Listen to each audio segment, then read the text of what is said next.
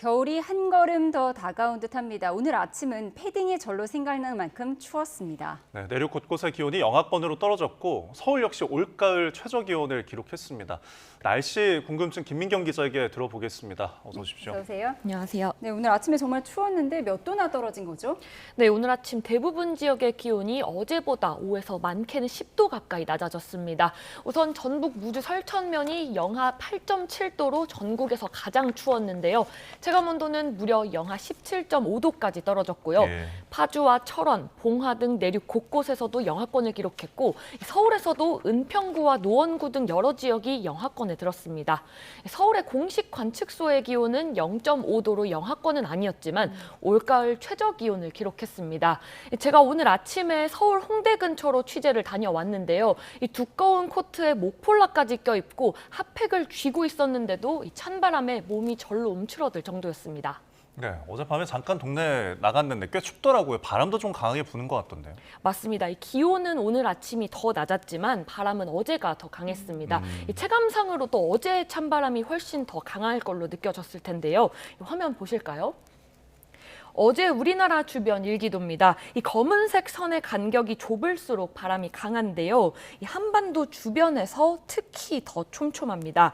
이 북쪽에서 내려온 찬 공기와 기존에 우리나라에 있던 상대적으로 따뜻한 공기 사이에서 이 기압 차이가 커지면서 바람이 강해지는 건데요. 이 보통 찬 공기가 처음 내려올 때는 강한 바람이 동반되지만 이 공기가 머무는 다음 날에는 바람이 잦아지게 됩니다. 이 대신 밤사이 땅에서 열이 빠져나가는 복사냉각 현상이 커지면서 기온은 더 낮아지지만 이 바람이 상대적으로 약해서 이 체감온도는 오히려 전날보다 높은 경우가 많습니다. 예, 바람도 불고 오늘 추위는 지난주보다 훨씬 더 강한 것 같은데 특별한 이유가 있어요? 네, 최근 3주째 주 초마다 이 초겨울 추위가 찾아왔는데요. 이번에는 앞선 두 차례 추위보다 이 북쪽에서 내려오는 찬 공기의 강도가 더 강했습니다. 네. 화면 보실까요? 2주 전에는 대기 상층에 영하 15도 이하의 찬 공기가 이렇게 중부지방 부근까지만 내려왔었고요. 네. 지난주 월요일과 화요일에는 이보다 더 강한 영하 20도 이하의 찬 공기가 마찬가지로 중부지방까지 내려오면서 이 내륙 곳곳에 첫 한파특보가 내려졌습니다. 그리고 오늘은 이렇게 영하 20도 이하의 찬 공기가 남부지방까지 내려오면서 우리나라 상공을 완전히 덮었습니다. 특히 이번에는 대기 상층에 이 붉은색 전리저기압이라고 하는데요. 네. 차가운 소용돌입니다. 이 저기압이 생기면서 마치 톱니바퀴처럼 이렇게 제자리를 돌면서 북쪽의 찬 공기를 우리나라로 내려보내고 있습니다. 이 상층의 찬 공기가 북쪽에서부터 남하할 때 이 무거운 공기가 이렇게 미끄럼틀을 타듯이 이렇게 지상으로 내려오게 되는데요. 이 지상 일기도를 보게 되면 이 시베리아 고기압에서 떨어져 나온 이 고기압이 이렇게 우리나라에 영향을 주면서 이 추위가 찾아오게 된 겁니다. 결국 대기 상층과 지상 모두 찬 공기가 자리 잡으면서 네. 오늘의 강한 추위가 만들어진 겁니다. 네. 그리고 기온보다 뭔가 더 춥다고 느껴지는 그 체감 온도가 더 낮은 것 같은데 이것도 뭐 바람 때문인가요? 맞습니다. 사실 사람마다 추위를 느끼는 정도가 달라서 체감 온도를 완전히 정확히 측정하기는 어렵습니다. 이 기상청은 바람과 실제 기온을 반영한 복잡한 수식을 이용해서 체감 온도를 계산하는데요. 예. 이 공식은 2001년에 미국과 캐나다에서 개발했는데 이 바람이 체온을 얼마나 빼앗아가는지를 실험을 통해 만들어졌습니다.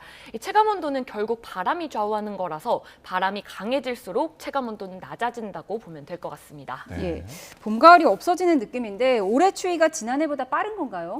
네, 사실 지난해는 늦가을까지 따뜻한 날씨가 이어졌기 때문에 올해 추위가 유독 더 빠르다라고 느껴지실 수 있는데요.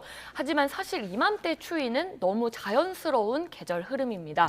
올해 첫 한파특보는 10월 26일에 내려졌는데요. 사실 지난해 첫 한파특보가 10월 19일이었으니까 네. 오히려 올해가 일주일 늦었습니다. 다만 서울의 첫 서리와 첫 얼음 관측은 지난해보다 열흘가량 빨리 관측됐습니다. 네. 그래도 최근 이 추위 패턴을 좀 보면은 길지가 않았었는데 추위는 언제쯤 누그러질까요? 네, 역시 이번 추위도 오래 가지는 않겠습니다. 오늘 아침을 고비로 기온은 점차 오름세를 보이겠는데요. 앞서 말씀드렸던 상층의 저기압과 지상의 찬 고기압이 큰 걸림돌 없이 대기 흐름을 따라 동쪽으로 빠져 빠지면서 이 찬 공기의 영향이 서서히 약해지기 때문입니다. 내일 아침까지는 다소 쌀쌀하겠지만 낮부터는 기온이 오르면서 이 평년 이맘때 늦가을 날씨를 되찾을 전망입니다.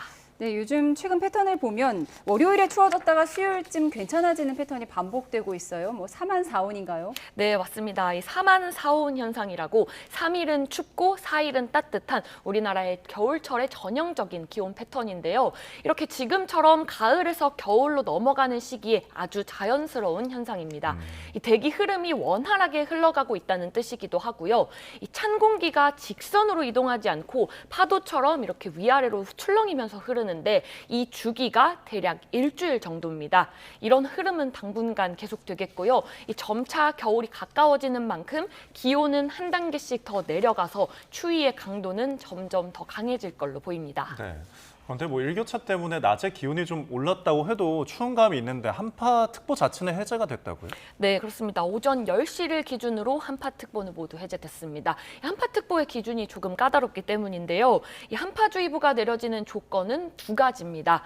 먼저 아침 최저기온이 전날보다 10도 이상 떨어지면서 3도 이하로 내려갈 걸로 예상될 때고요. 이 두 번째는 아침 최저기온이 영하 12도 이하의 강추위가 이틀 이상 이어질 걸로 예상될 때입니다. 보통 이 조건은 한겨울 한파일 때 적용이 되고요. 이번에 내려졌던 건 한파주의보의 첫 번째 기준에 해당되는데요. 이 급격한 기온 하강에 대비해서 주의하라는 일종의 경고 조치라서 오늘 아침 기온이 크게 떨어졌다가 이제 오름세를 보이기 때문에 이 기준을 벗어나서 특보가 해제된 겁니다. 예, 다음 주 목요일이면 벌써 수능입니다. 이번에 수능 추이는 어떤가요?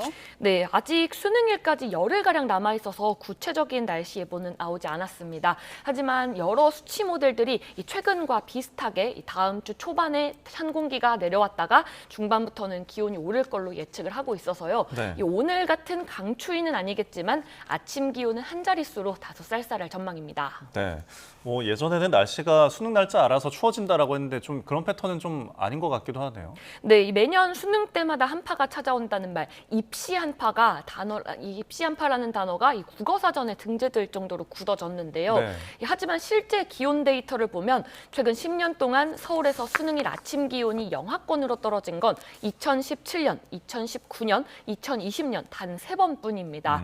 특히 지난해는 최저 기온이 13.2도로 역대 가장 따뜻한 수능일로 기록되기도 했는데요.